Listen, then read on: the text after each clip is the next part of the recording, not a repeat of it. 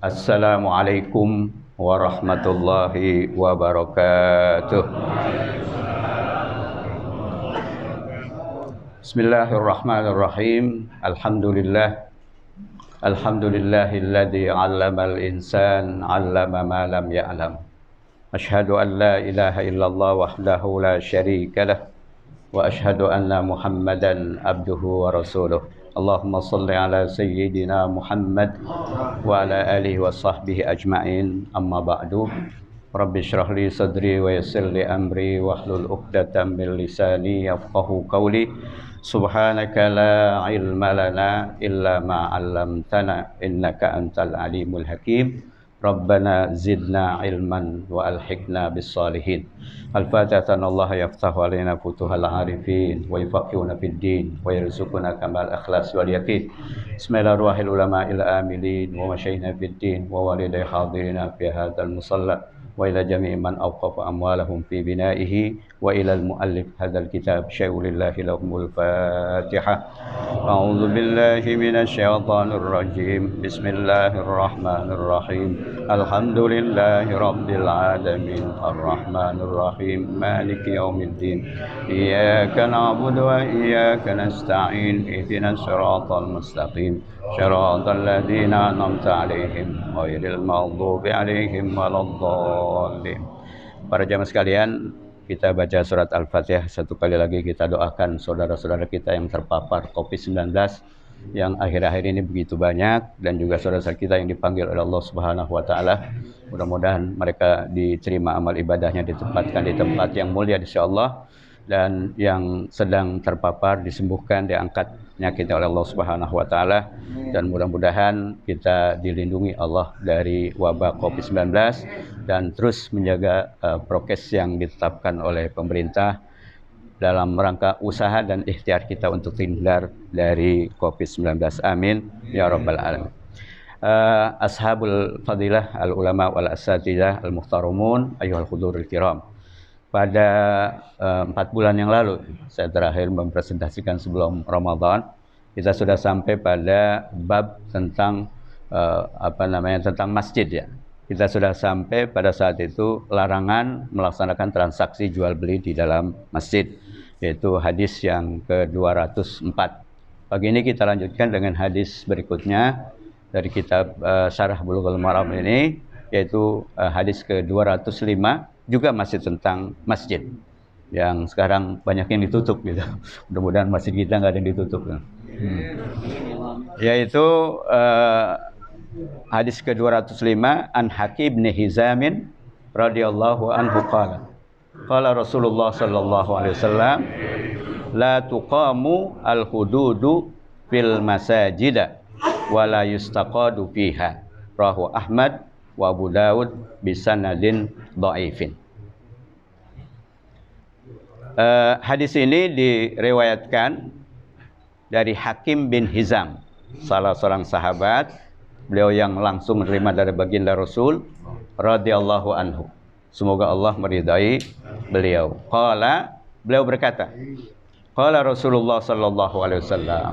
Rasulullah sallallahu alaihi wasallam telah bersabda, yang kita sebut sanadnya, mata rantai dari Rasulullah sampai yang terakhir nanti Imam Ahmad. Nah, matanya apa? Yang dalam kurung itu, la tuqamu al-hududu fil masajida. Al-hudud itu jama dari had. Artinya itu had itu asalnya batas atau al-man'u, pencegahan. Sedangkan menurut syariat, definisi dari hudud itu adalah uqubatun muqaddaratun syar'an birtikabi maksiatin litamna'a minal wuqu' fi mithliha. Itu definisi apa yang disebut dengan hudud atau had.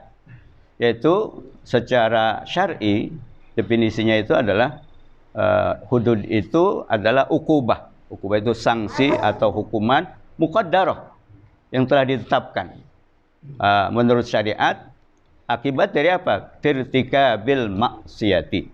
Karena pelanggaran terhadap maksiat. Yang melakukan kemaksiatan, untuk apa tujuannya? Allah menetapkan hudud itu, hukuman itu, sanksi itu, litamna'a minal wuqu'i fi misliha.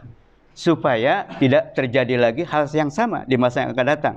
Kalau istilah kita, efek jerah, supaya orang yang melukai orang lain dilukai lagi, nah, maka ke depan dia akan berpikir 1000 kali untuk melakukan. Orang yang membunuh dibunuh lagi, itu menjadi efek jerah bagi si pembunuh atau orang-orang yang ada di sekitarnya. Itulah tujuan hudud ditetapkan oleh Allah. Nah, di mana dilaksanakannya itu hudud? Nah, di sini dikatakan la tuqamul hudud fil masajid. Jadi hudud itu, hukuman itu tidak boleh dilakukan fil masajid, di masjid-masjid. Wala yustaqadu fiha. Begitu juga yustaqadu. Yustaqad itu yustaqad itu bermakna al-qawad. Al-qawad itu al-qisas. Al-qisas yaitu tadi hukuman yang setimpal. Orang yang membunuh dibunuh lagi. Jadi baik hudud tadi seperti potong tangan misalnya, maupun qisas itu tidak boleh dilaksanakan di masjid. Illa tuqamul hudud fil masajid wala yustaqadu. Jadi yuqasu itu. Yustaqadu itu bermakna al-qawad. Qawad itu al-qisas. Jadi qisas. Jadi di masjid itu tidak boleh dilaksanakan hukum hudud maupun hukum qisas. Nah, hadis ini riwayat Imam Ahmad. Ada yang mencatat hadis ini dalam kitab yang bisa kita baca saat ini adalah Imam Ahmad Ibnu Hanbal.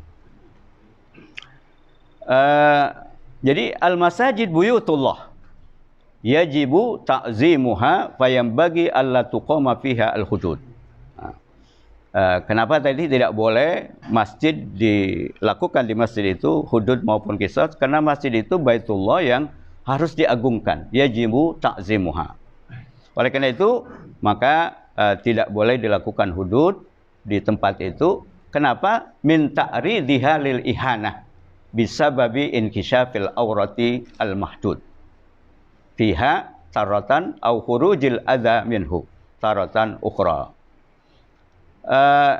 Reasoningnya, alasannya kenapa tidak boleh dilakukan itu di masjid hudud maupun qisas, karena itu mengakibatkan ihanah. Ihanah itu pelecehan, penghinaan terhadap masjid itu sendiri.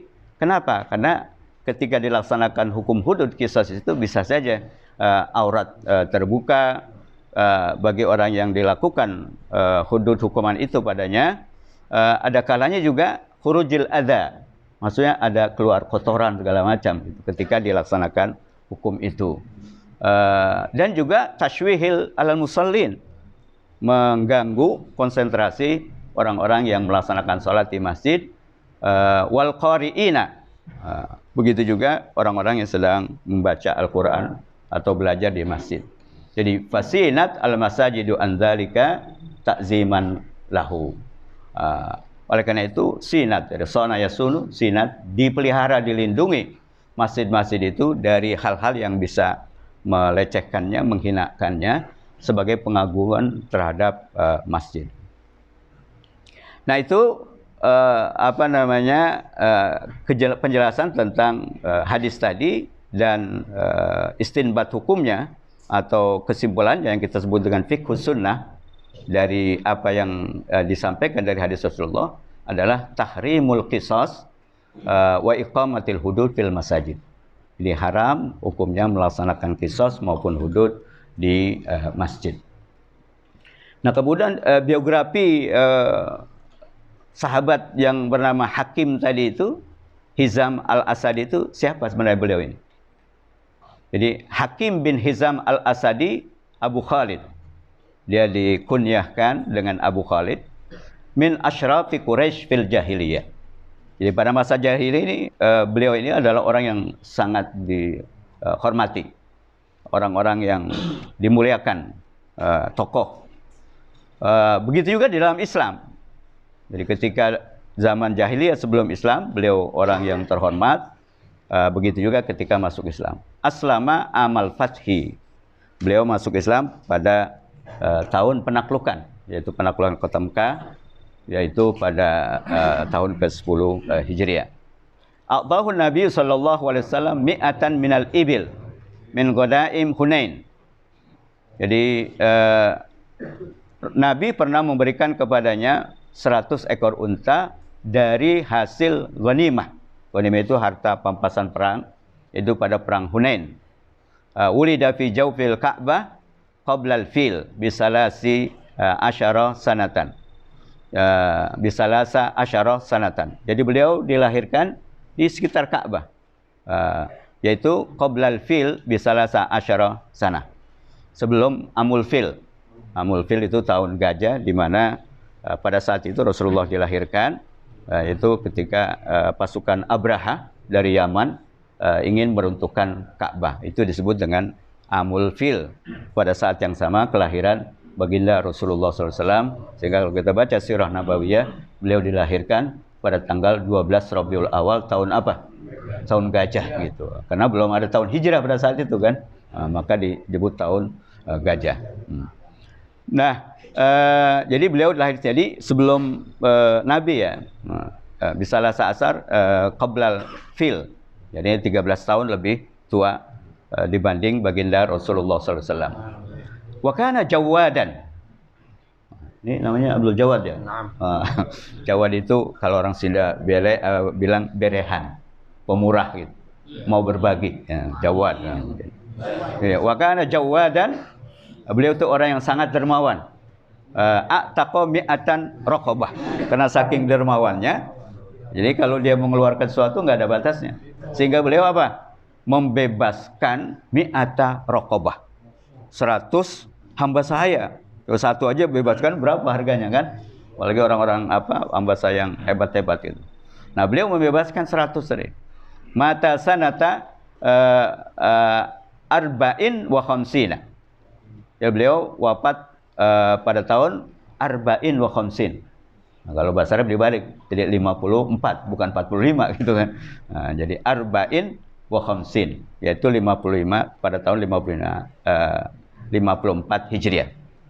Dan beliau termasuk orang yang panjang usianya. Asya mi'ah wa ishrina sanah. Jadi hidupnya usianya selama 120 tahun. Situna fil jahiliyah, 60 tahun sebelum Islam pada masa jahiliyah, wasituna fil Islam, dan 60 tahun setelah Islam. Jadi total usianya 120 tahun. Ada nggak kira-kira yang sepanjang itu orang sekarang? Jarang sekali gitu. Lahu arba'atu aulad, kulluhum sahabiyun. Dan beliau ini memiliki 4 orang anak, dan semuanya menjadi sahabat Rasul maksudnya. Hidup sejaman dengan Rasul dan beriman kepada misi yang diemban oleh baginda Rasul. Oleh karena itu mereka disebut sahabat. Semua anak-anak beliau, yaitu sahabat Hakim tadi juga termasuk sahabat Rasulullah. Mereka bernama Abdullah, Khalid, wa Yahya, wa Hisham. Itu nama-nama Hakim, putra dari Hakim. Nah, itu mengenai biografi sahabat Hakim tadi. Kemudian berikutnya hadis ke-206.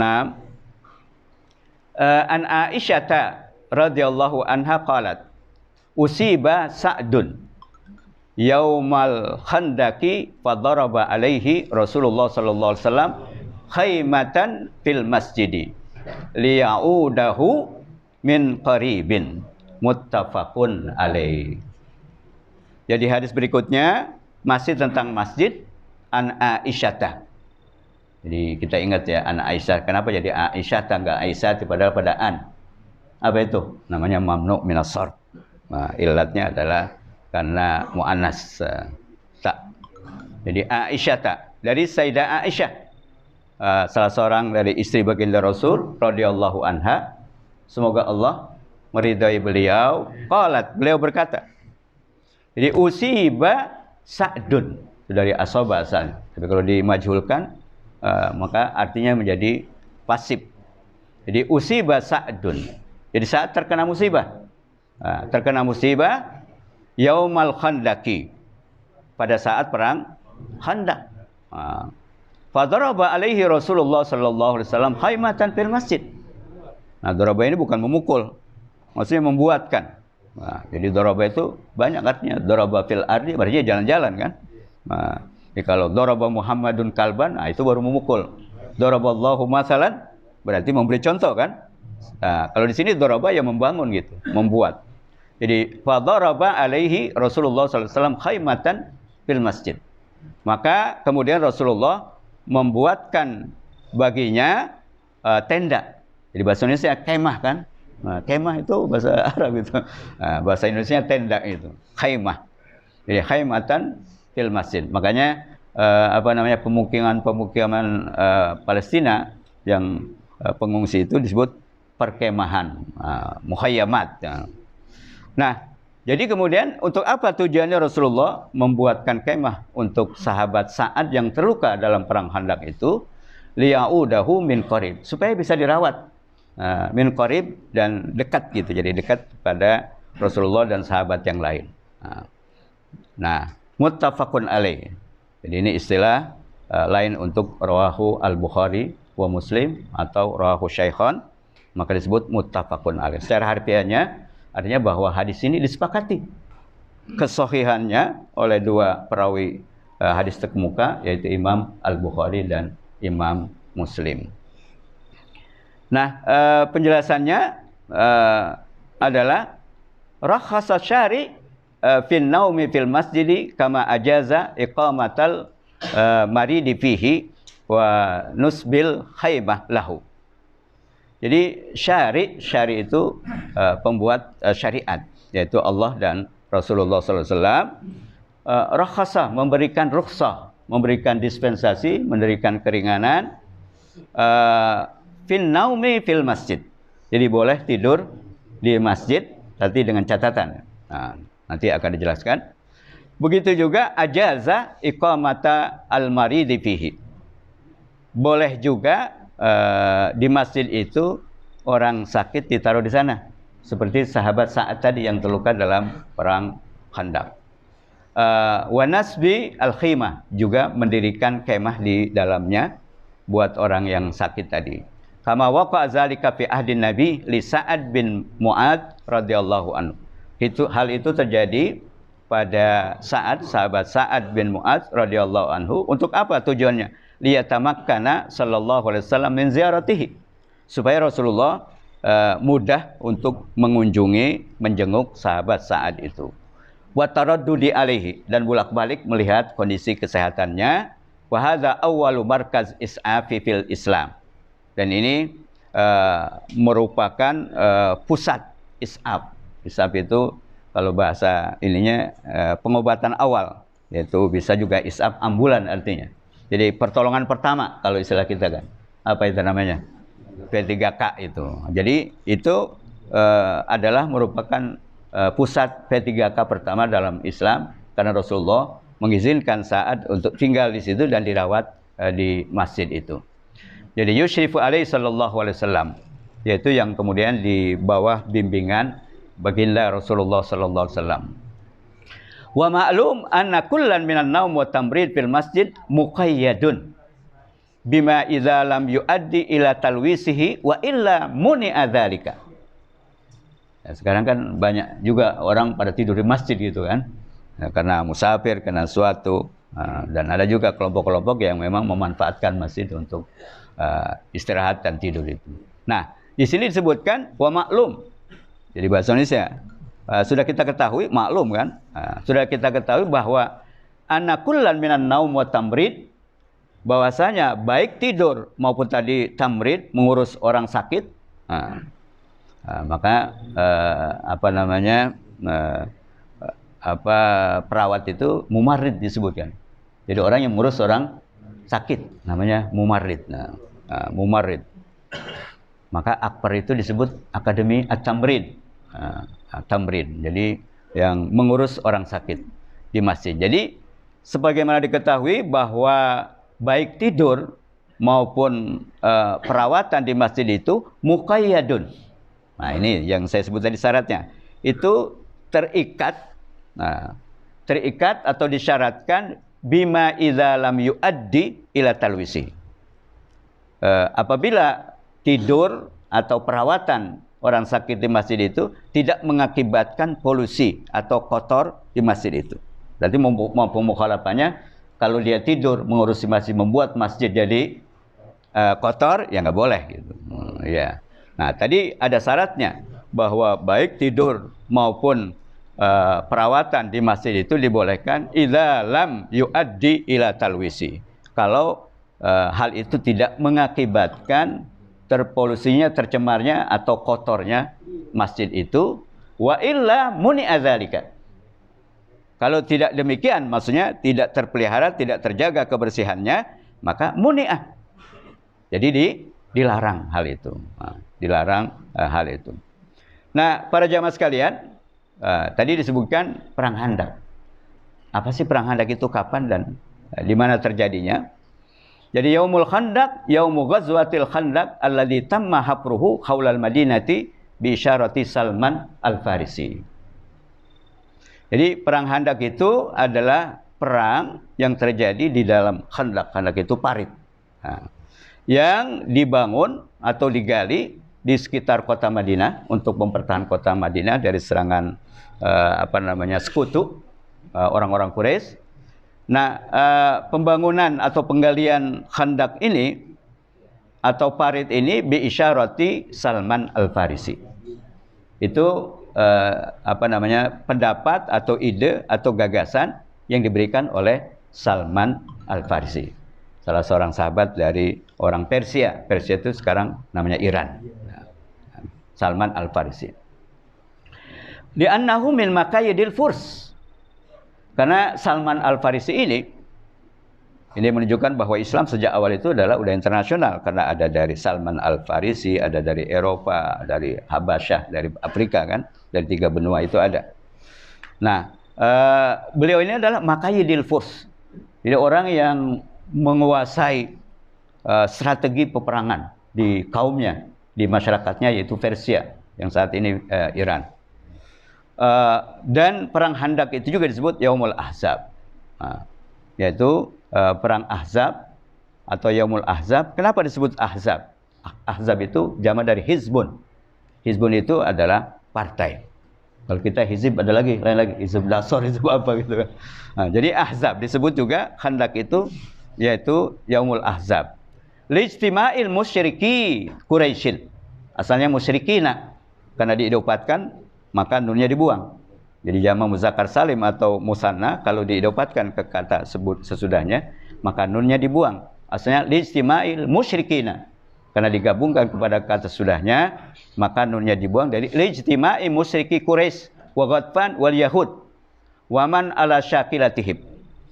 Jadi perang ini disebut juga, perang Khandaq ini disebut perang Ahzab, jamak dari Hizbun. Hizbun itu kelompok, kalau sekarang partai namanya Hizbun. Kelompok listima'il musyriki Quraisy, karena berkoalisinya orang-orang kafir Quraisy dan juga dengan Ghatfan, kabilah Ghatfan, kemudian juga orang Yahudi. Mereka berkoalisi, bergabung menyerang umat Islam di Madinah, maka disebut Ahzab. Waman ala syakilatihim, dan orang-orang yang model seperti itu, yang benci kepada Islam kemudian bergabung kepada koalisi kafir Quraisy untuk menyerang kota Madinah, maka disebutlah perangnya perang Ahzab atau juga perang Khandaq. Wa kanu ithnai asyara alfan ala harbil muslimin. Jumlah pasukan koalisi ini yang akan menyerang Madinah itu isna asyara alfan, 12.000. Ala harbil muslimin, untuk menyerang kaum muslimin di Madinah. Wa kanu salasata alaf. Sedangkan kaum muslimin hanya berapa? 3.000. Salasata alaf, 3.000 lawan berapa? 12.000. 4 kali lipat ya. Ikhtar al-Bukhari annal ghazwata kanat fi Syawal fi sanati ar-rabi'ati minal hijrah.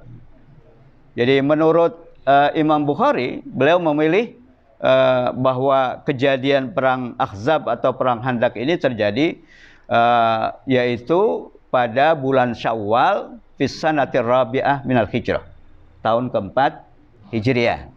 Tahun keempat Hijrah. Jadi kita tahu tahun kedua perang Badar, tahun ketiga perang Uhud, kemudian keempat adalah perang Khandaq ini yang paling besar jumlahnya karena dia koalisi. Nah, kemudian waqala ghairuhu inna fis sanatil khamisah. Ada yang mengatakan juga terjadinya pada tahun kelima dari Hijriah. Kesimpulan dari hadis itu, pertama, jawazun naumi fil masjid. Jadi boleh tidur di masjid. Nah, tadi dengan catatan tidak mengotori masjid dan juga tidak merusak keindahannya. Yang kedua, jawazu baqa'il marid fil masjid walau kana jarihan. Nah, disimpulkan juga bahwa boleh orang sakit itu dirawat di masjid meskipun dia terluka tadi kan, jarihan. Kemudian yang ketiga, masyru'atu iyadatil marid. Nah, jadi disyariatkan kita mendirikan ya semacam iyadah. Iyadah itu apa kalau orang mengurus orang sakit itu? Enggak, kalau di kan semacam puskesmas. Nah, puskesmas. Nah, ya. Jadi itu dianjurkan, di masjid ada itu kan. Nah, tapi bukan di dalam masjid nih, kalau sekarang kan bisa dibangun di sekitar masjid. Ya. Jadi pengobatan gitulah, balai pengobatan. Jadi masyru'atu iyadatil marid itu dicontohkan oleh baginda Rasul. Jadi disyariatkan membuat semacam balai pengobatan khususnya untuk jamaah. Kemudian yang keempat, jawazu nusabil khimah fil masjid lihajatin. Wa in mana'at minas salati li annaha la tadum bi khilafil bina fayamna'u mutlaqan. Jadi jawazu nusabil khimah. Jadi boleh memasang tenda di dalam masjid itu. Sama seperti Ramadan kan istri Rasulullah membuat tenda. Kalau kita mah ya sitar gitu kan, penghalang gitu. Jadi dibolehkan membuat tenda atau penghalang di masjid karena kebutuhan. Wa in mana'at minas shalah li'annaha la tadumu bihilafil bina. Meskipun itu berarti mengurangi jatah orang tempat sholat kan. Tapi itu boleh kenapa? Li'annaha la tadum. Dia tidak langgeng, tidak seterusnya kan. Dia temporer sementara selama orang itu sakit. Kalau dia belum ada tempat khusus. Bihilafil bina fayamna mutlaqan. Sedangkan kalau dibangun ya nggak boleh di dalam masjidnya tadi misalnya sebagiannya dibuat iyadah, balai pengobatan, nggak boleh, dia bisa di sampingnya atau di belakangnya dan seterusnya. Nah, itu mengenai hadis yang ke-206, intinya tadi simpulkan bahwa boleh tidur di masjid asal jangan mengotorinya. Boleh juga merawat orang sakit di masjid meskipun terluka, karena itu bersifat temporer sementara. Kemudian disyariatkannya membuat balai pengobatan di setiap masjid. Kemudian juga membuat sitar atau khemah di dalam masjid itu dibolehkan karena dia tidak permanen, bersifat sementara. Tapi kalau bersifat permanen itu tidak dibolehkan. Dan yang terakhir, hadis yang berikutnya masih tentang masjid, yaitu tentang wa anha qalat. Jadi karena ini ekonomisasi, jadi nggak disebut lagi namanya anha, itu terus merujuk kepada hadis yang sebelumnya yaitu 26, artinya dari beliau juga, yaitu Sayyidah Aisyah radhiyallahu anha. Kata beliau, ra'aitu Rasulullah sallallahu alaihi wasallam yasturuni wa ana anzuru ilal habasyati yal'abuna fil masjid. Nah, jadi anak-anak main masjid, bukan orang tua main bola di masjid. Anak-anak kan biasa kalau di masjid kan lari sana, lari sini, segala macam gitu. Nah, jadi kata Sayyidah Aisyah radhiyallahu anha, ra'aitu Rasulullah sallallahu alaihi wasallam yasturuni. Jadi aku melihat Rasulullah sallallahu alaihi wasallam, menyaksikan Rasulullah sallallahu alaihi wasallam yasturuni itu menutupi aku, menghalangi aku. Wa ana anzuru ilal habasyah. Ketika aku melihat, memandang al-Habasyah. Ini bukan negeri Habasyah atau Ethiopia sekarang kan. Tapi maksudnya Habasyah itu orang-orang Habasyah, orang-orang negro. Yal'abuna fil masjid. Mereka bermain di masjid. Nah, maksudnya juga bukan orang tua, tapi anak-anak. Jadi kalau kita baca begitu aja, nggak lihat teksnya, bisa aja, wah itu berarti boleh main-main di masjid orang tua gitu kan. Jadi Habasyah. Nah, itu Sayyidah Aisyah menyaksikan itu, tapi Rasulullah menghalanginya. Nah, apa maksudnya ini? Ba'asan Nabi sallallahu alaihi wasallam bil hanifiyati samha. Jadi Nabi SAW itu diutus dengan membawa agama yang lembut, yang tolerans. Fakana fid dinil islami fushatun wa taisirun. Jadi dalam Islam itu ajaran Islam bukan selalu tegang terus gitu kan, takut terus, tapi juga ada fusha, ada santainya, ada apa namanya hiburannya, wa taisir, juga ada apa? Kemudahan. Wa nahyu anit ta'ammuk wa tasydid. Jadi Islam itu melarang kita melakukan ta'ammuk wa tasydid, ekstrim. Ini nggak boleh, ini nggak boleh, segala macam gitu kan. Padahal ada toleransi, ada sesuatu yang dibolehkan. Fahaza Rasulullah sallallahu alaihi wasallam aqarra lu'bal habasyah. Dan dalam hadis ini Rasulullah sallallahu alaihi wasallam itu aqarra. Ya, aqarra itu artinya menetapkan, membolehkan lu'bal habasa bil khirafil masjid. Membolehkan anak-anak dari kaum Habasyah itu bil khirab bil masjid, main perang-perangan gitu, tombak. Khirab itu tombak di masjid. Bi qaulihi bil masjid wa naha al faruq alladhi arada minhu mana'ahum tamsikan bi asli tanzihil masajid anil abathi. Kemudian Faruq, maksudnya Sayyidina Umar bin Khattab radhiyallahu anhu, itu aroda man'ahum, mencoba untuk melarang anak-anak dari Habasyah itu bermain di dalam masjid. Bi asli tanzihil masjid anil abas, karena beliau berpendapat masjid kan tidak boleh dipakai buat main-mainan gitu kan, menurut Faruq, yaitu Sayyidina Umar bin Khattab. Biqaulihi, tapi Rasulullah kemudian melarang. Sayyidina Umar bin Khattab itu mencegah orang-orang Habasyah bermain, anak-anak Habasyah bermain di masjid. Maka apa kata beliau? Kata Rasulullah yang menunjukkan bahwa itu boleh. Sayyidina Umar melarang kan, tapi oleh Rasulullah, da'hum, biarkan mereka bermain gitu kan. Li'annahu yauma id wa surur fa kuriha at-tadiqu alaih. Karena pada hari ini kata Rasulullah itu hari id, hari senang-senang. Wa surur, id wa surur fa kuriha at-tadiqu alaih. Maka tidak boleh dia dibatasi gitu kan. Dipersempit geraknya atau dibatasi, dilarang main-main. Walam yakif taysirahu inda hadzal had bal afsahal majali ahli liyanzuranna dzalika. Jadi hal itu tidak hanya Rasulullah memberikan kemudahan atau dibolehkan, tidak sampai pada batas itu, tapi beliau juga membolehkan peluang untuk keluarganya untuk menyaksikan. Kalau bahasa kita nonton, ngeliatin anak-anak lagi pada main di masjid itu. Wa ma'lum anna nazra innama kana man ahalla lu'bahum la lizawatihim falam yakun fihi dararun diniyun.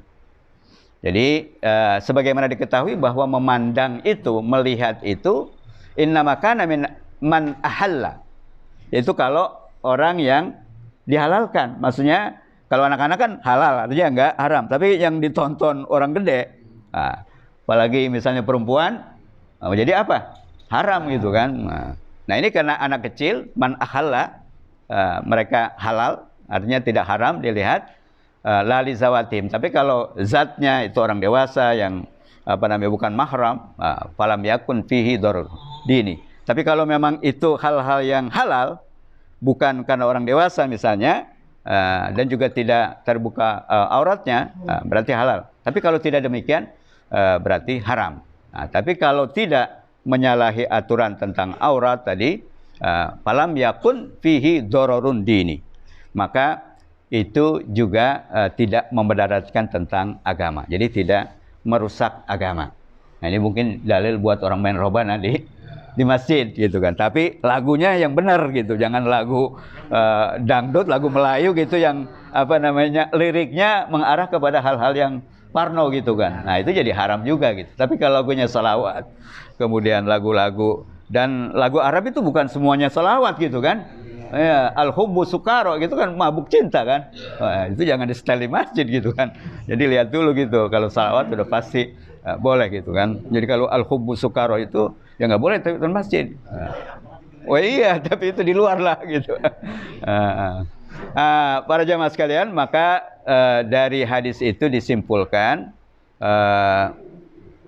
lebih tegas lagi ditegaskan hadis tadi, hadis lain yaitu ra'aitu Nabi sallallahu alaihi wasallam yasturuni biridaihi, lebih lengkap ini, wa ana anzuru ilal khabasa yal'abuna fil masjid hatta akuna ana alladhi as'amu faqduru qadral hajatil hadis sin al kharisa ala lahwi. Jadi di riwayat lain tentang hadis tadi, bahwa kata Sayyidah Aisyah radhiyallahu anha, aku melihat Rasulullah sallallahu alaihi wasallam menghalangi aku biridaihi, dengan sorbannya. Dan saya sedang menyaksikan anak-anak Habasyah tadi bermain di masjid, sehingga hatta akuna ana alladzi as'am, sampai saya bosan karena lama tuh anak-anak pada main. Oleh karena itu faqduru qadral haja al jariyah. Jadi silakan semampunya al jariyah al hadisasin. Jadi anak-anak itu tadi Habasyah, meskipun kata itu umum, artinya orang-orang negro, tapi yang dimaksud adalah jariyah al-hadisasin. Jadi anak-anak kecil gitu. Hadisasin yang usianya masih muda. Al-harisu ala lahwi, anak kecil itu berarti senang main gitu kan. Nah, maka dibolehkan. Nah, oleh karena itu maka anak-anak kita kan sering begitu kalau ke masjid. Jangan kemudian mereka dilarang ke masjid gitu. Nanti kalau dilarang masjid, kagak tahu masjid. Ya, namanya bocah ribut lari ke sono nggak apa-apa. Nah, tapi afdolnya biasanya kalau ada orang tuanya, ini jangan bocahnya doang disuruh ke masjid.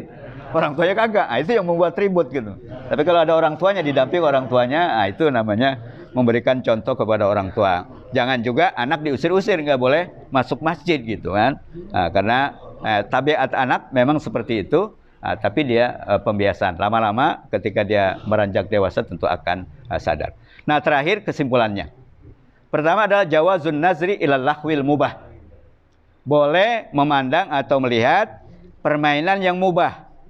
Permainan yang mubah, yang dibolehkan. Tidak ada unsur yang haram tadi, aurat, lirik, lagunya segala macam. Kalau itu mengandung itu berarti tidak boleh. Yang kedua, jawazun nazri nisa ila lu'bir rijal al ajanib.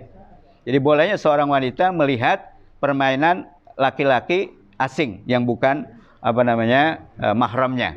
Tapi tadi tidak membuka aurat, tidak ada unsur-unsur yang diharamkan. Kemudian berikutnya jawazul lu'bi bisilah antarikit tadrib lil harbi wa tansyitilahu.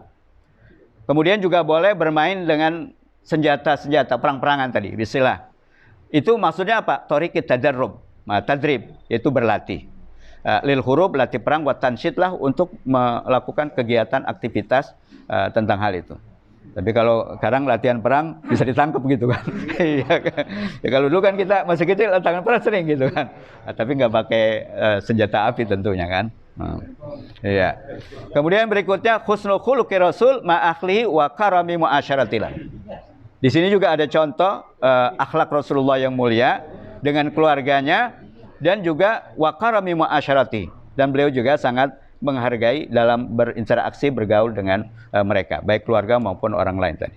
Kemudian fadlu Aisyah wa azimu mahalliha inda Rasulillahil al-Karim. Jadi di sini menunjukkan juga keistimewaan kedudukan Sayyidah Aisyah di sisi atau di mata Rasulullah sallallahu alaihi wasallam. Kemudian al-abdu yuktafar lahu minal lahwi wal ma la yuktafar li ghairihi. Jadi al-abdu, seorang hamba, diampuni dari lahwi tadi, senda gurau, walabi, dan bermain, mala yughfaru li ghairihi, sedangkan yang lain tidak diampuni. Maksudnya hamba sahaya itu tadi membuat hiburan semacam itu yuktafar, diampuni. Kalau yang lain enggak, berarti tentu tadi dengan syarat-syarat yang disebutkan oleh pengarang. Hadirin jamaah sekalian, inilah kajian kita pada pagi hari ini. Mudah-mudahan kita bisa melihara, melindungi masjid kita dari hal-hal yang dilarang oleh agama, dan mudah-mudahan masjid kita tetap buka gitu kan. Jangan sampai kita bicara tentang kesehatan terus secara fisik, tapi kesehatan rohani enggak. Yang penting prokesnya dijaga, dan yang sakit jangan datang gitu aja kan. Kalau kita sehat semua kan nggak nularin kan. Yang bahaya itu adalah kalau ada orang udah ada gejala-gejala, itu yang nggak boleh ke masjid, nggak boleh ke taklim. Tapi kalau segar bugar kita pakai aja ini kan, ya terus kita pakai aja cuci tangan segala macam gitu. Nah ini kan lebih ketat lagi nih, khawatir udah banyak masjid mau ditutup-tutup, ternyata yang ditutup banyak yang kena gitu kan. Ya, nah, tetap kita ikhtiar, usaha, kemudian juga menggunakan prokes dan juga berdoa jangan lupa kan. Iya, jangan obat doang, dipikirin gitu kan, berdoa, spiritual itu penting gitu. Jadi baik zahir maupun batinan itu harus diterapkan. Terima kasih, kurang lebih maaf. Billahi taufiq wal hidayah. Wassalamualaikum warahmatullahi wabarakatuh.